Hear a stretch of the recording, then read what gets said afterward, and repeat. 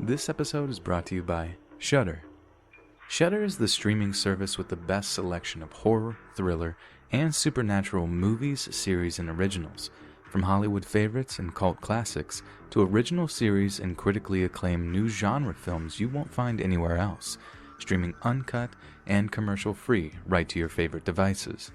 You can stream great thrillers, horror, and suspense for just $5.99 a month or $56.99 a year. Shudder has the largest, fastest-growing, human-curated selection of thrilling and dangerous entertainment. I call it the Netflix of horror.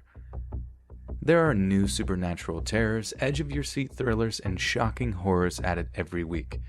You have unlimited access to stream ad-free on all your favorite devices: iPhone, Xbox, Roku, and many more. This month, I've been jumping into A Discovery of Witches Season 2. Initially based on Deborah Harkness's novel of the same name, historian and reluctant witch Diana Bishop meets scientist and vampire Matthew Claremont after she discovers a manuscript thought lost hundreds of years ago in the Oxford Library. And Season 2 holds it together, with the world building and performances compelling enough to pull you through the new complex web of spies, witches, religious vampires, and historical figures to focus on Matthew and Diana's compelling story. But there's so much more to Shudder, with a vast selection of content, extensive international library, ranges of genres and types of movies, from old classics to modern favorites. So, get started streaming the best horror, thriller, and supernatural content. Shudder's expertly curated collection includes must-see titles like Color Out of Space, Host, The Mortuary Collections, plus all the best horror documentaries and hit Creepshow TV series from executive producer Greg Nicotero of The Walking Dead. To try Shudder for free for 30 days, go to shudder.com and use promo code letsread. That's 30 days for free by going to shudder.com and use promo code letsread.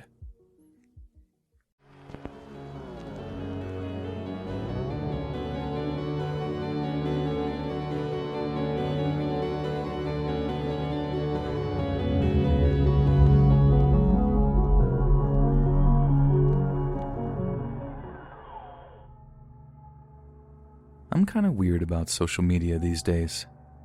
I used to be really into Facebook when I first moved to college. It kept me in touch with family and friends back home, and it was a nice feeling, like I wasn't so far away from them.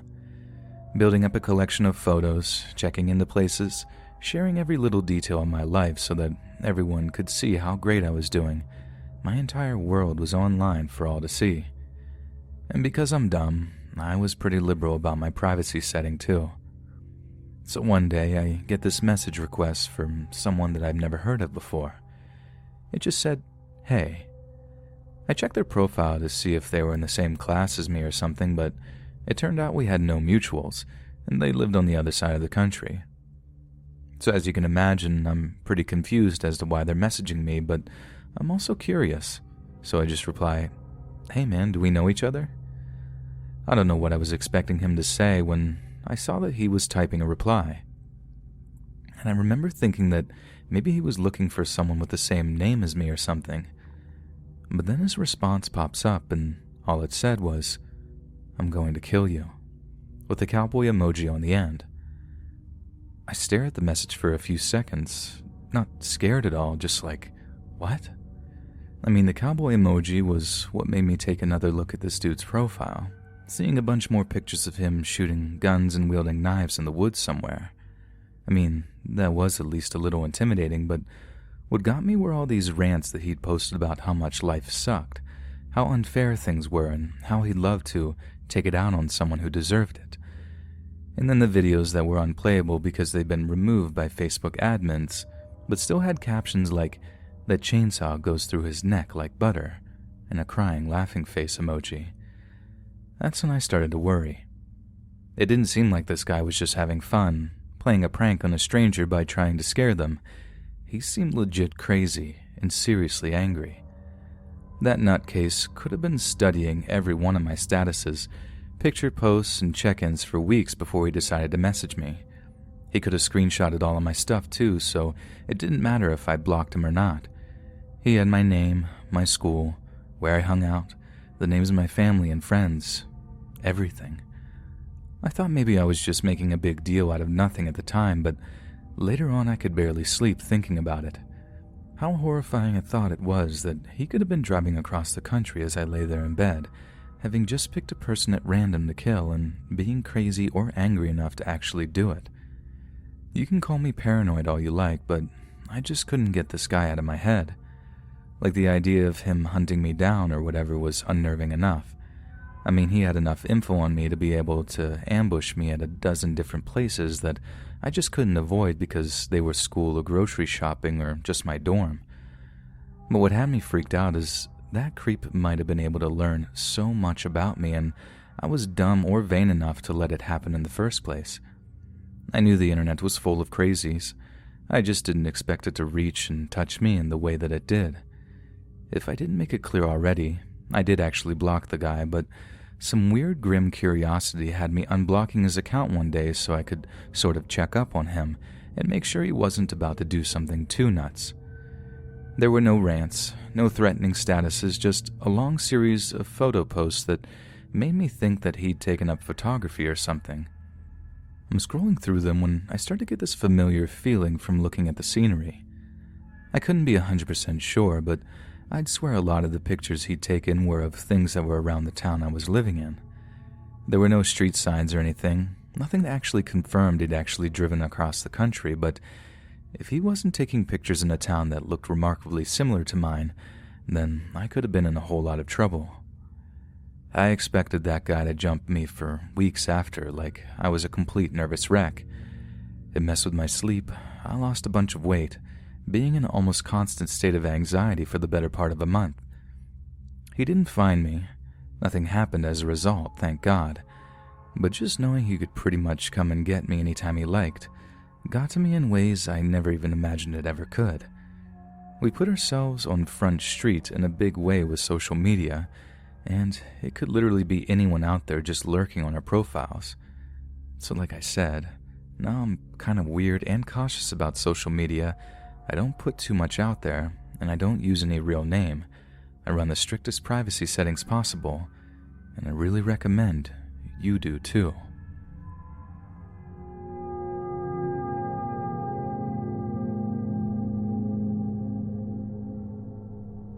I live here in a place called Mountain City down here in Tennessee. So this is going back about 10 years after I graduated high school when this really messed up story started going around about one of the other kids that I graduated with. It starts in the worst possible way too, because first I heard of it was a buddy of mine texting me saying, "Did you hear about Billy Payne?" I text back saying no, and he then calls me all serious sounding to say that Billy and his baby mom got shot just a few days before. Like someone rolled up to their house, bust open the door and just shot them both right there in front of the television. They were legit executed.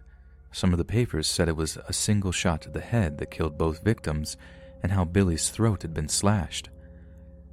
We got to wondering why someone might do something like that. If it was a random psycho killer or if he was moving weight and managed to step on someone's toes.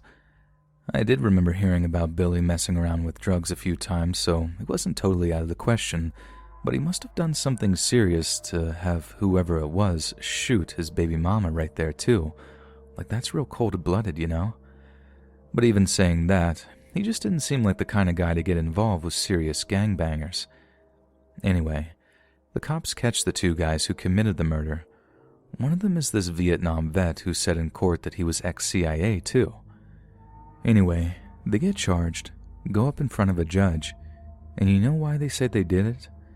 Because the CIA had told them that the two murder victims were part of some evil group that was planning on killing their daughter. But in reality, Billy Payne and his baby mom were shot dead because they unfriended one of the killer's daughters on Facebook. Can you actually believe that?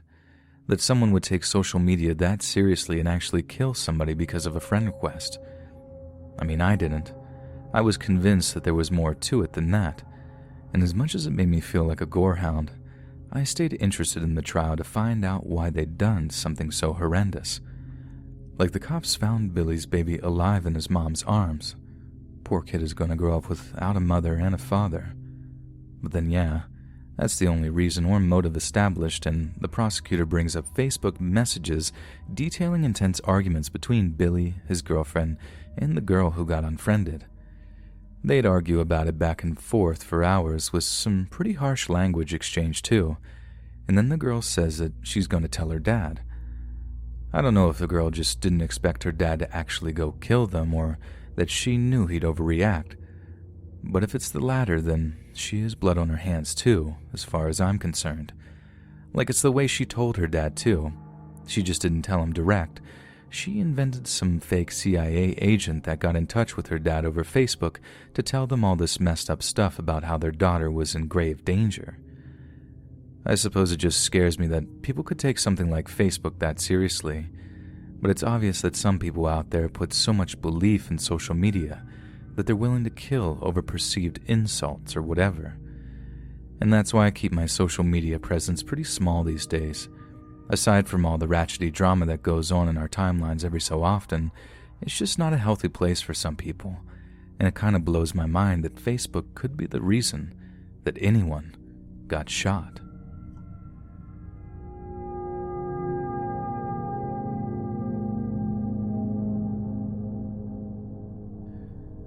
So first of all, I have to apologize for my English because it's not my first language, but this is definitely one of the scariest and most horrible things I've ever heard.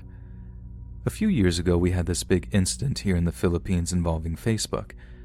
This guy's wife was over in Canada for her job, and she got into an argument with the husband via Facebook. I think he wanted her to come home to Quezon early because he missed her or something, and she refuses because her contract isn't finished yet.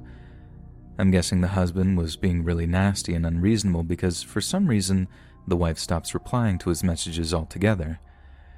Now this couple had a 7-year-old daughter together, one whose picture the media showed a lot in the days after the incident. She was so cute, and it breaks my heart that anything happened to her. But it also makes my blood go cold that anyone could lay a finger on her, especially the girl's own father. Because in response to his wife ignoring him on Facebook, maybe even threatening to leave him, I don't know, he actually kills their daughter. He stabbed her in the neck and chest, then took pictures of the body and uploaded them to Facebook while tagging his wife in the pictures. Can you imagine how horrific that must have been? To get a notification on your phone or laptop or whatever device, seeing you'd been tagged in a picture, only to then see it was your own dead child. Not only that, but your husband, the kid's dad, the one other person in the world whose one job above all else is to protect them, is the one that actually murdered them. That's true horror to me. Like I can't even wrap my head around it. There was video released of him in custody, I think his name was Mark, and the police were showing him pictures of what he'd done to his daughter. And this guy is just screaming and screaming, not being able to believe he'd killed his own child. I think he'd just gone temporarily insane, or however you say it, but the idea that human beings are capable of such horrific things, like when they see red and just black out, and then are able to kill someone so precious to them, that's about the worst thing I can possibly think of. And it just makes it even more sick that something as supposedly harmless as Facebook was involved, that social media can enable us to make horrific things even worse. I always think about this case whenever I hear about Facebook, and I know the majority of the site is just Candy Crush invites and baby photos, but it's tainted my opinion of the site forever. I know Facebook has people that remove all the bad content, but they can't be everywhere all the time. And I wonder how many people saw the pictures of that dead girl before they actually got taken down. Even one is too many, if you ask me.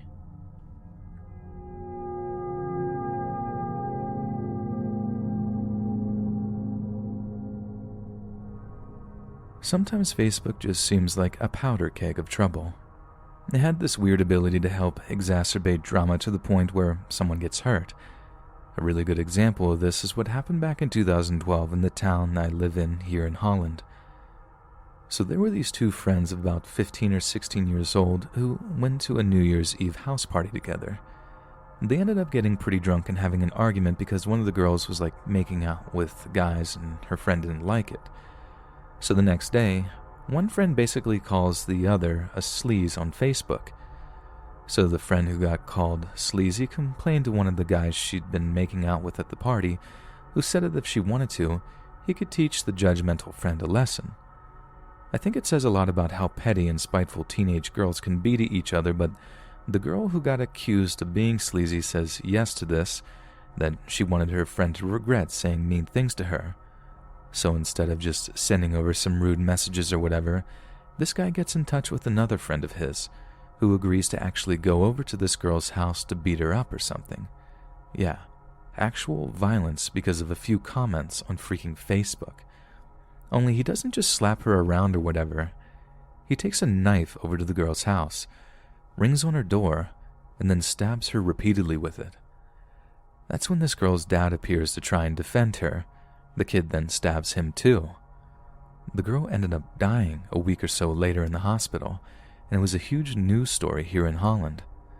But I think the really horrible thing is that the kid who did the actual stabbing only spent a year in juvenile detention with a few years of probation afterward. The two kids who organized the killing ended up getting more time in prison than the actual murderer, but even then it was only 2 years. I know the prosecutor tried to get them more time in jail, but that didn't work in the end, and these kids basically got off super lightly for legit murdering someone, and all because of an argument that unfolded over Facebook. That was the hardest part to swallow. The Dutch media even christened the whole thing Facebook moord, as a nickname which basically just meant the Facebook murder in Dutch. I'm not saying the whole murder wouldn't have happened if it wasn't for Facebook, but honestly, there's no doubt that it made it easier to organize. I know for a fact that the older guy managed to get in touch with the guy who actually carried out the attack via Facebook, and maybe he wouldn't have been able to organize that without it. Stuff like Facebook is supposedly there to bring us together, right? So it's just a terrible thought that people can then use it to rip each other's families apart.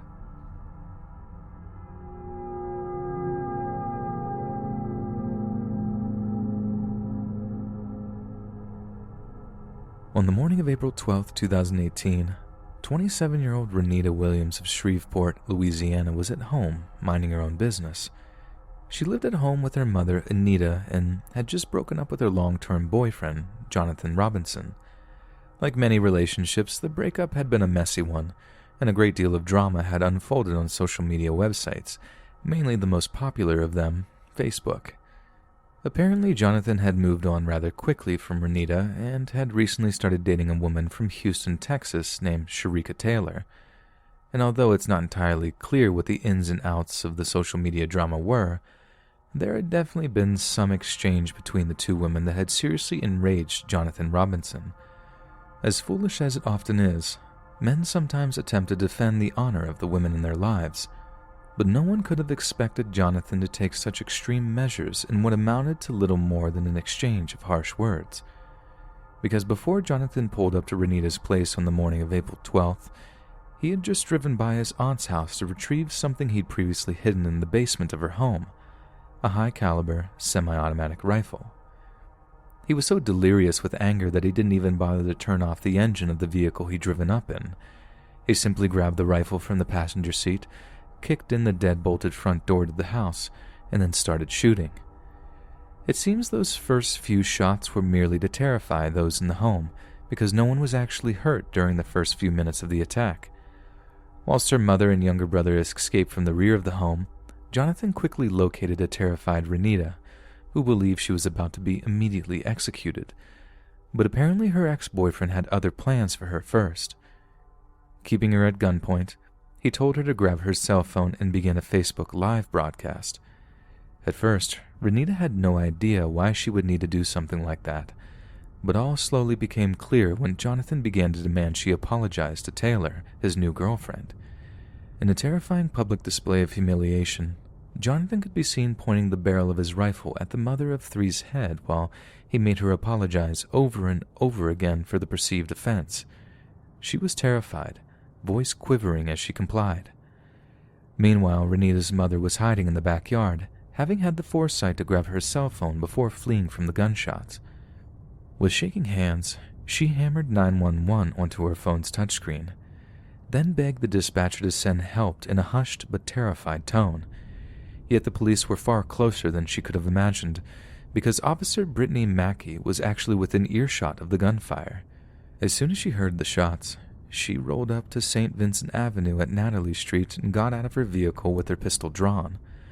Jonathan Robinson looked up to see the cops arrive mere minutes after he'd burst into the home, and he was seething with rage. He immediately executed Renita as she kneeled on the floor below him, then walked out of the busted front door and began shooting at Officer Mackey.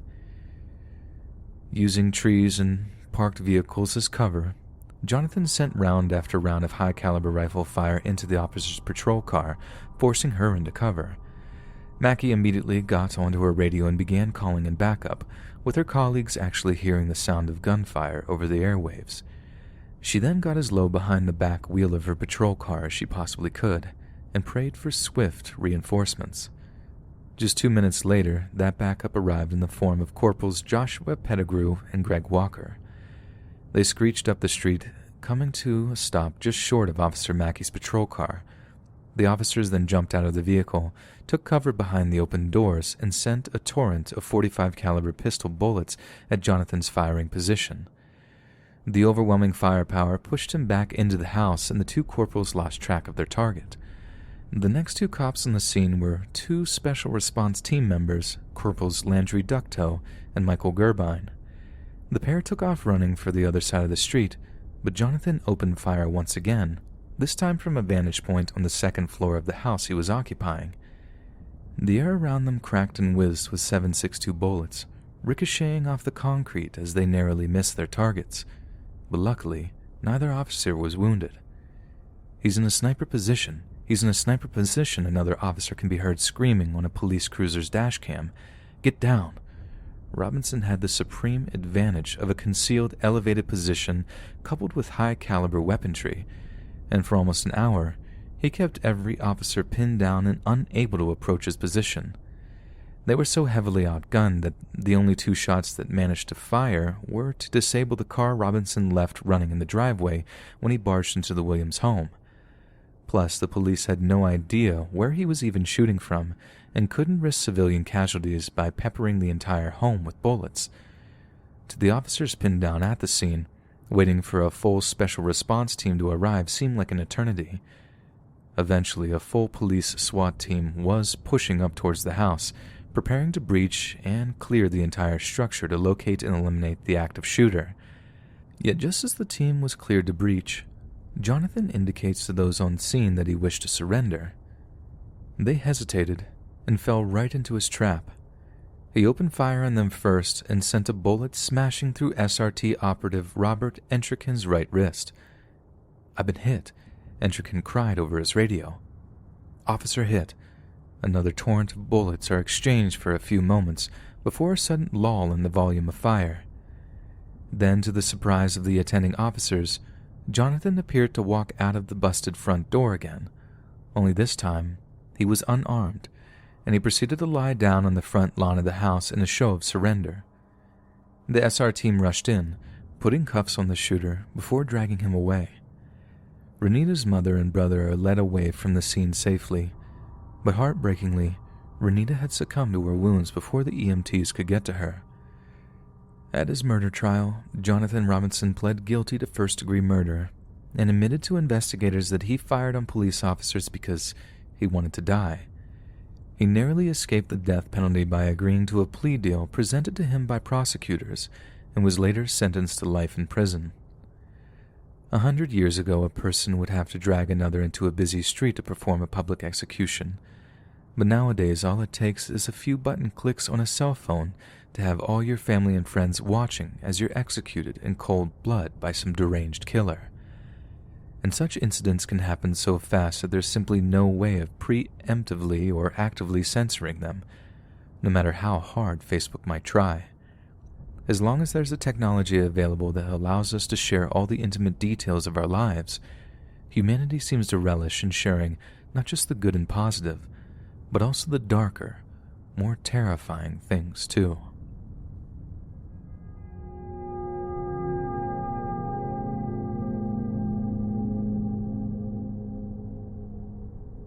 Stephen Nicholson's arrest as the main suspect in a violent, indecent assault and murder sparked off one of the UK's biggest evidence searches, which involved a trawl of thousands of hours of CCTV footage. He was the prime suspect in the murder of Lucy McHugh and actually rented a room in her parents' home at the time of her murder. At one point, it looked like the British police might actually have to let him go due to lack of evidence, but in the end, it was a Facebook password that proved to be his ultimate undoing. After he was arrested, the police had just 96 hours to charge him with the murder, or he would have to be released. And given that it would take 4 weeks to get a key piece of DNA evidence analyzed and sent back to them, the clock was ticking to find something concrete that they could use to charge him with murder. The police subjected Stephen to vigorous questioning and managed to get him to admit that Lucy had sent him a Facebook message on the night before she was killed. When pressed as to what that message said, he said she told him she was pregnant with his child. He intended this to be evidence that it couldn't possibly have been him that killed her, but when police asked him to hand over his Facebook password so that they could verify his claims, he refused to give it to them. This was his one big mistake. When asked why he refused to share the password with them, Stephen told officers that he was involved quite heavily with some narcotics dealers around his hometown, and that revealing his messages would compromise them, possibly even causing them to take reprisals against him. But this didn't wash with investigating officers, who became convinced that the information contained within the account could be used against him. It also presented them with a marvelous opportunity. There were 2 options available to them, one being to seek the compliance of U.S. federal courts to get Facebook to hand over Stephen's passwords to them, but that would have taken way longer than just 96 hours, and by that time, Stephen would be freed. But the other was to make use of some terrorism legislation, what is known as Section 53 of the Regulation of Investigatory Powers Act, colloquially called RIPA among police officers. This means that anyone who seeks to withhold information, such as computer passwords, during a serious crime investigation can basically be charged with obstruction of justice. Right when it looked like Stephen was going to be bailed, he was rearrested, and after pleading guilty to withholding evidence at Southampton Crown Court, he was jailed for 14 months. With that, the police managed to buy themselves more time to find evidence of his involvement in Lucy McHugh's murder. However, while there was plenty of circumstantial evidence that Stephen had killed Lucy, there was nothing to physically link the spot where Lucy's body was found to Nicholson.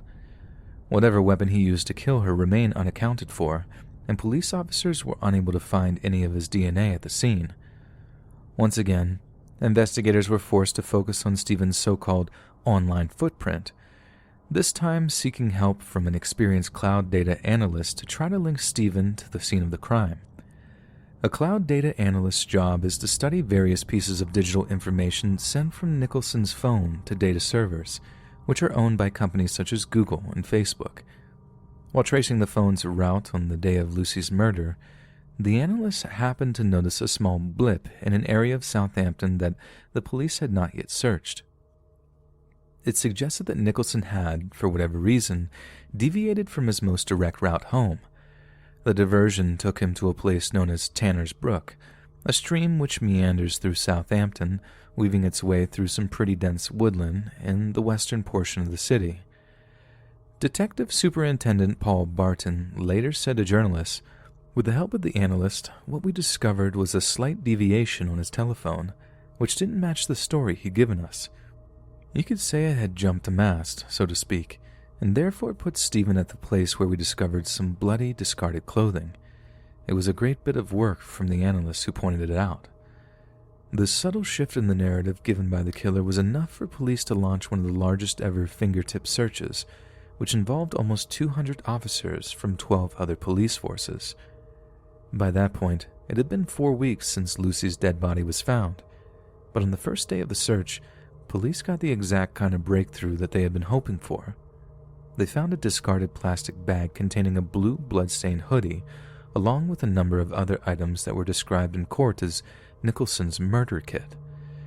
The blue hoodie contained Nicholson's DNA, as well as Lucy's blood, with Stephen being thought to have dumped the clothing, some of which had been partially burnt, near the brook after getting changed on his return from the murder scene on July 25th. Prior to the discovery of the clothing, police had no other direct evidence of Nichols' involvement in her killing. They had tested fibers from every bloodstained jacket and Stephen's clothes, which suggested direct contact with the hoodie, but that simply wasn't enough to actually charge him with a crime. Homicide detectives had already established that hoodies of the same type were sold to two people in the Southampton area, and that one of them was given a present to a man who knew a friend of Stephen's. The DNA evidence was the final nail in the coffin for Nicholson, according to Detective Superintendent Barton. During the course of the investigation, police officers had studied 11,000 hours of CCTV footage, examined over 2,000 pieces of physical evidence, and taken more than 300 written reports. A Herculean amount of work had given them a strong circumstantial case, but in the end, genetic evidence was what the police really needed to prove that Stephen was Lucy's killer. But had Stephen not been jailed over refusing to hand over his Facebook password, the outcome could have been very, very different. The 14-month jail sentence not only bought the police a great deal of time, but it also potentially stopped Stephen from going back to Tanner's Brook to move the evidence he had dumped there. And it's frankly astounding that the killer of a child might well be walking the streets right now if it wasn't for something as simple as a Facebook password. Public prosecutors were eventually granted access to Stephen's Facebook account on the first day of his murder trial, but found that he had deleted most of his messages before he was arrested. As it turned out, it didn't matter in the least bit if Stephen gave them the password. He still wouldn't be able to be charged based on the absence of the messages. If he'd only gone and given police the password, he might still be free to walk the streets. One of the prosecutors, a Mr. Montague, criticized the protracted process, saying that for him, the personal side, the human side, is we have a 13-year-old child that has been murdered under ferocious circumstances. And for me, it's somewhat frustrating that Facebook seems so unwilling to help with our investigation by recovering deleted messages. Facebook said it had worked closely with the investigating officers, but that they agree that this legal process can be far too slow. We have actually lobbied for reforms to EU, US, and UK laws to allow us and others to directly and more quickly provide information to UK law enforcement authorities, a spokeswoman for the company said. But despite the slow process, police have been able to build a case against an extremely narcissistic, self-centered, violent predator who had torn apart a family kind enough to put a roof over his head when they could have easily turned him away. He preyed on their underage daughter, and when it looked like she might actually tell on him, he killed her. But at no point could he have expected that something as seemingly insignificant as his Facebook password would actually be the thing to put him behind bars.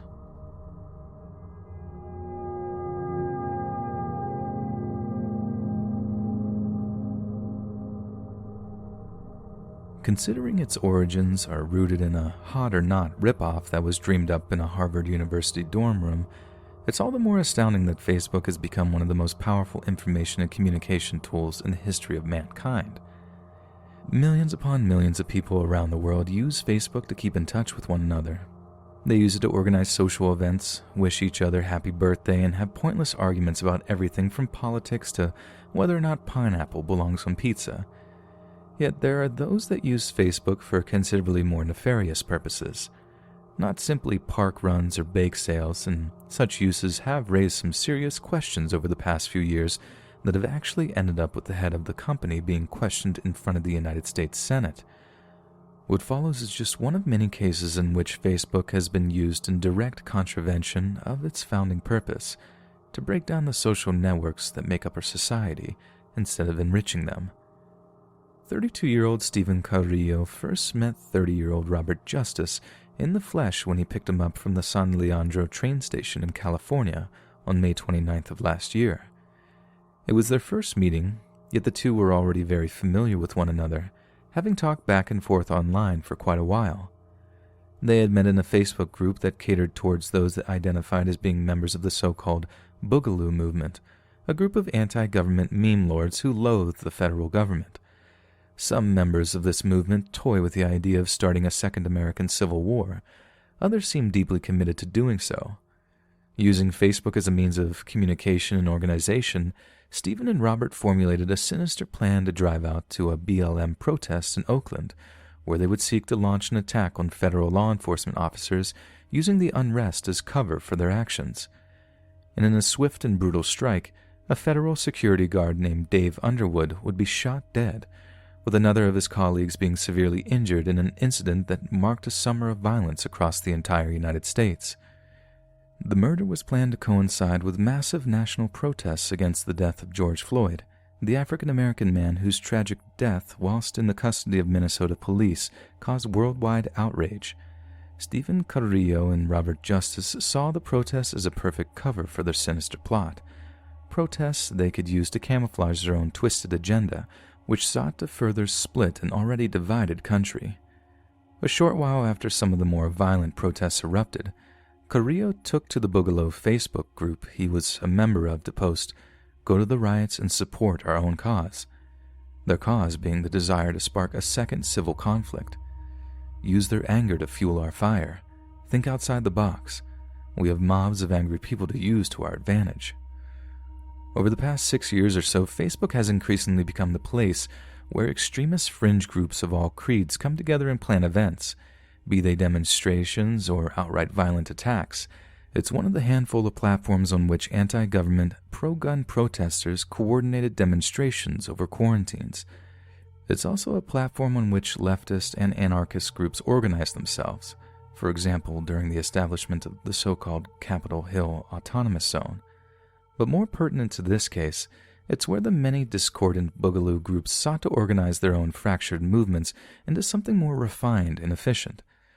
What's become known as the Boogaloo movement is a loosely knit coalition of groups comprising left-wingers, right-wingers, and anarchists, but the one thing they all have in common is that they're strongly opposed to law enforcement and either centralized government control or capitalism.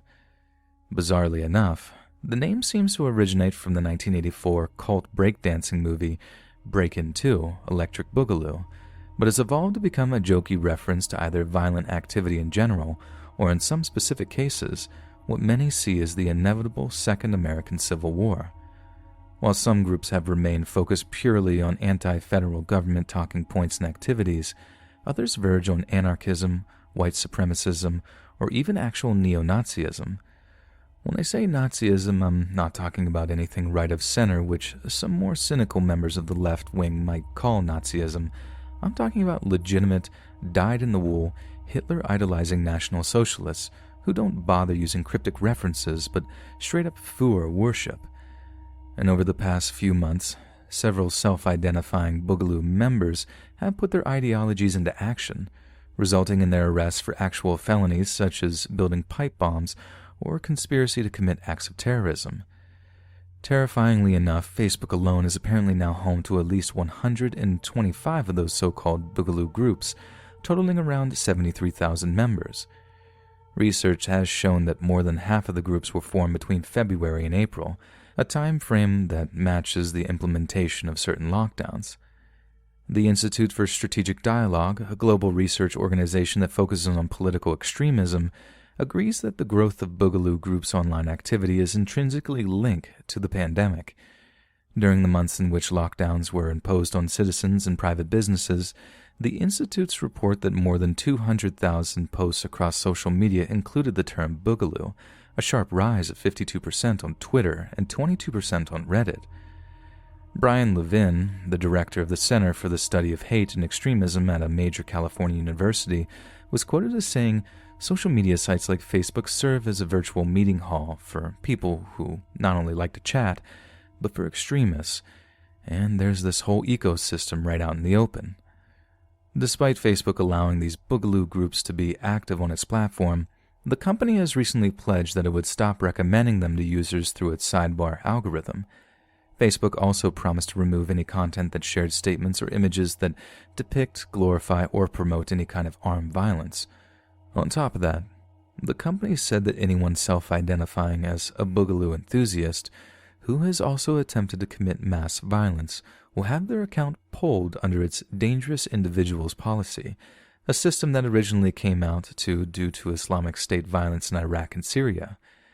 It was only recently that Facebook revealed that it has a team of around 300 experts with backgrounds in law enforcement, counterterrorism, or radicalization who are dedicated to studying violent or extremist behavior on the site. It is the job of this team to analyze new trends in speech, as well as how various groups use Facebook's socialization capacity to evolve over time.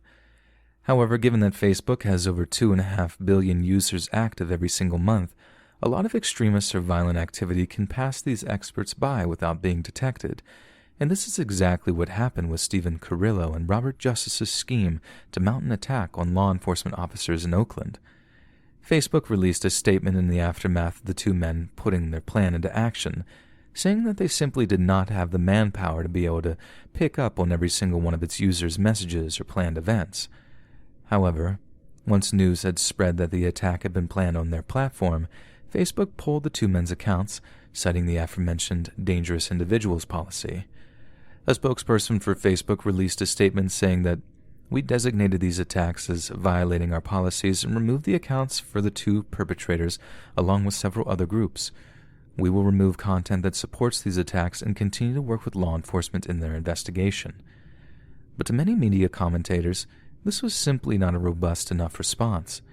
Several publications gave Facebook, its CEO, and its chief operating officer a serious dressing down, claiming that Mark Zuckerberg and his colleagues were only interested in protecting their vast incomes and were not remotely interested in the safety or security of the general public. But who exactly were these two boogaloo boys that took their views to such extremes? Very little is known about Robert Justice right now, but we can confirm that Stephen Carrillo was an active-duty sergeant in the United States Air Force when he met Robert at the train station in his white Ford van. When Robert climbed in, Stephen apparently offered him a pistol and some body armor. Despite having planned for violence, Robert Justice apparently declined his friend's offer, so Stephen told him to drive the van instead, while he would take up position as the shooter. Earlier that day, Stephen had quickly laid out his plan in the Boogaloo Facebook group the pair were members of. We know this because the Federal Bureau of Investigation managed to obtain those conversations from Facebook once they were presented with a search warrant. Stephen had apparently written that it's a great opportunity to target the specialty soup boys, using a bizarre term that supposedly refers to federal law enforcement agents. Stephen also added 2 fire emojis to his message, then shared a YouTube video showing a large crowd viciously attacking California Highway Patrol vehicles. Robert Justice then simply replied with, "Let's boogie." The two men then drove to downtown Oakland, where the George Floyd protests were growing in intensity and size. At around 9:30 that evening, Robert parked up his friend's van in front of a federal courthouse that was just 3 blocks from the protest itself. Then, after a brief discussion that lasted around 15 minutes, he started up the engine again and drove up to an occupied guard post outside the courthouse. Stephen Carrillo then slid open the rear passenger side door and unleashed several gunshots at the 2 unsuspecting security guards that were manning the guard post, hitting them both several times. In the aftermath of the attack, the FBI worked at reconstructing the incident using footage taken from surrounding surveillance cameras and by tracking both men's phone records. But neither were arrested that night, and both men managed to get away, with Robert Justice heading back home and not seeing Stephen Carrillo again.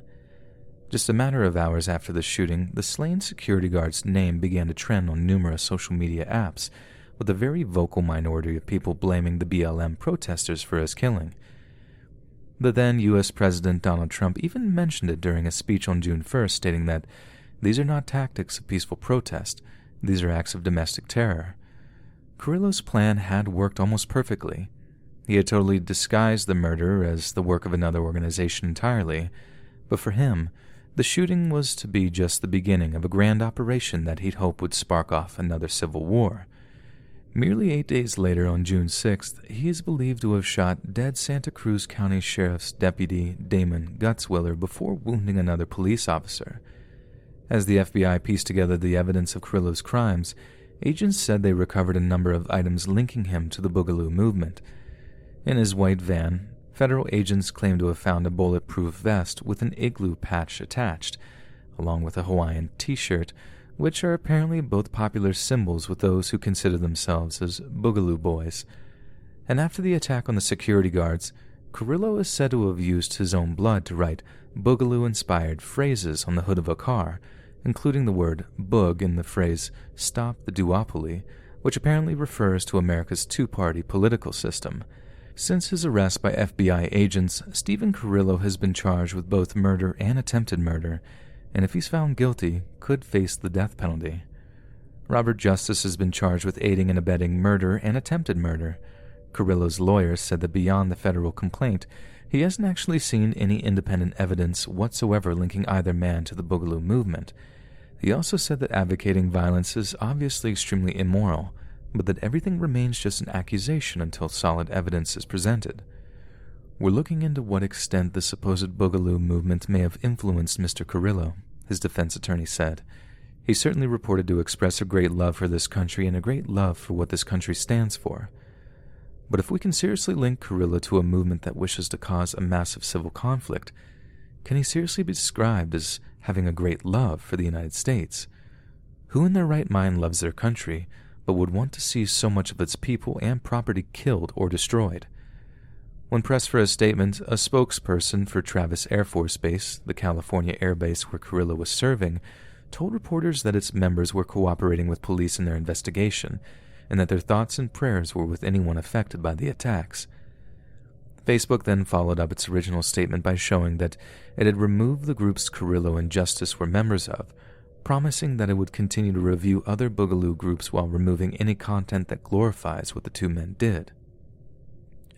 But the director of the Center for the Study of Hate and Extremism said simply banning a few Facebook groups likely won't have much of an effect.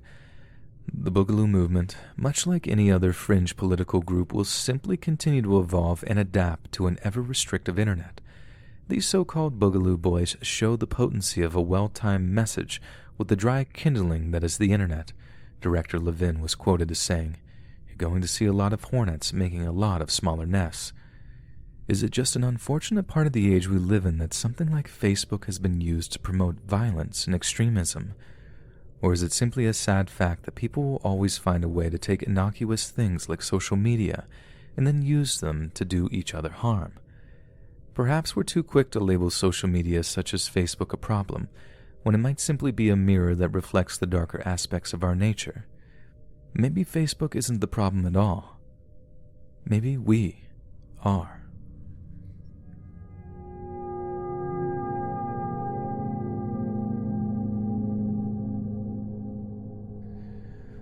On the night of December 16, 2019, 49-year-old road sweeper Mark Branford proposed to his 32-year-old girlfriend, Kaylee Dunning. The couple had been through some extremely rough times together, with Kaylee being subjected to some horrendous abuse online that had left her dependent on antidepressants. In October of the previous year, Kaylee's phone had been stolen, a phone that had contained a number of intimate selfies of her, lewds and nudes that some might call them. On discovering them, the sick individual who stole her phone then sent these images to Kaylee's father, brother, and employer. The same person then set up a Facebook account using some of the illicit photos of Kaylee as display and cover photos. The whole ordeal was obviously extremely damaging to her mental health, and she increasingly sought comfort from Mark. As much as it was a horrible time for her, the trauma only strengthened their relationship, with Mark being able to prove that he could make her feel better after being subjected to such a dreadful abuse. They both tried to push back against those that were doing it, with Kaylee going to the police numerous times, while Mark also claimed to be receiving multiple abusive messages.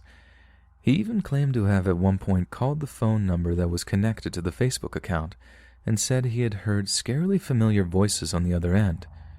But despite their best efforts, the police simply couldn't do anything about it, and the couple were forced to basically endure the abuse together. This all led to the night he proposed to her, or at least this is what we're led to believe, because a night that began with him asking for her hand in marriage ended with Kaylee being beaten to death with a crowbar. What we know for certain is that Mark Branford, the very same man with whom Kaylee sought refuge from the anonymous online abuse, was actually the very same man who was sending her the abusive messages in the first place. He was the one who had stolen Kaylee's phone, using it to set the fake Facebook account while sending her nudes to her friends, family, and colleagues. But what's not clear is what led up to the killing, and that there are only two main theories that we can fall back on to explain the sequence of events. The first theory is that the murder wasn't planned, that somehow in the course of proposing marriage, Mark had felt so guilty that he admitted to being the one behind the abuse. Maybe he'd only done it to drive Kaylee away from her family and friends, to ensure he was the only one she could trust or the only one she loved. And in the end, he simply couldn't bear to keep the secrets going. She might have freaked out, threatened to tell everyone, threatened to have her family teach him a rather violent lesson. That might well have been the reason why Mark had made the spur-of-the-moment decision to take her life. But there is a considerably more disturbing theory, one that says Mark had been planning to kill Kaylee for a long, long time, and has used the whole Facebook abuse thing to get the idea out there that Kaylee had stalkers, or at least people so fixated on her that her death could be blamed on them. We know from his own admissions in court that Mark was an extremely jealous man who sought to use the fake Facebook accounts and the anonymous abuse to control Kaylee. He denies murdering her, but the more information and evidence that comes out regarding the killing, the more it's becoming clear that no one else could have possibly killed her. She was found dead in his home at Kingston Crescent, and there were no signs of any break-in to support the idea that she was killed by anyone else other than Mark. This is just another bizarre and terrifying example of how people have managed to use something like Facebook, a thing which was designed to bring human beings together and strengthen social bonds, for something unspeakably divisive and evil.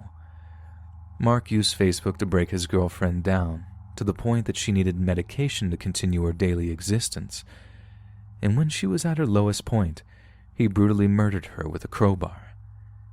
It's frankly horrifying how people see the potential for death and destruction in even the most benign places. That people can be so creatively evil that they see the potential for ruination in something as seemingly normal as a social media app. Hey friends, thanks for listening. Click that notification bell to be alerted of all future narrations. If you got a story, be sure to submit them to my subreddit, r/letsreadofficial, and give and receive feedback from the community, and maybe even hear your story featured on the next video. And join a live stream to catch an invite to my Discord. And if you want to support me even more, grab early access to all future narrations for just $1 a month on Patreon, and maybe even pick up some Let's Read merch on Spreadshirt. And check out the Let's Read podcast, where you can hear all these stories in long compilation form and save huge on data, located anywhere you listen to podcasts. Links in the description below. Thanks so much, friends. And remember, Dr. Pepper during a live stream is highly inconvenient.